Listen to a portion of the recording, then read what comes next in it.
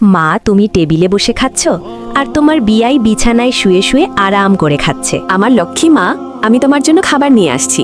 ওঠেন মা, আমি তোমাকে খাইয়ে দিই। ফকিন্নি কি আরাম করে খাচ্ছে? এই ফকিন্নি ইউটিউবার শুয়ে শুয়ে কিসের খাওয়া দাওয়া? আমার ঘরের বাইরে গিয়ে খাওয়া যা। শাশুড়ি মা, আপনি তো জানেন মা খুবই অসুস্থ, তাই উঠতে পারতেছে না। এমন কেন করতেছেন আপনি?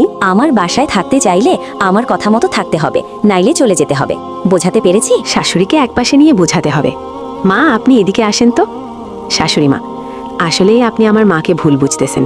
তার কোমরে ব্যথা, এজন্য উঠতে পারতেছে না। এইসব আমাকে বুঝিয়ে কোনো লাভ হবে না।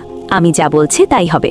ফকিন্নি ইউটিউবার, আজ তোমাদেরকে কেউ লাইক সাবস্ক্রাইব করবে না। মা, মানুষের সাথে এমন ব্যবহার করা ভালো না। কেন এমন করতেছো মা? আমি এখন আর কিছু বলতে পারবো না তো। তুই তো এখন বউয়ের হয়ে গেছিস।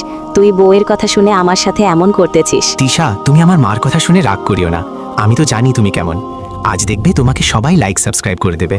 প্লিজ, এমন ভালো মেয়ের জন্য ইউটিউব চ্যানেলটি লাইক এবং সাবস্ক্রাইব করে যাবেন প্লিজ।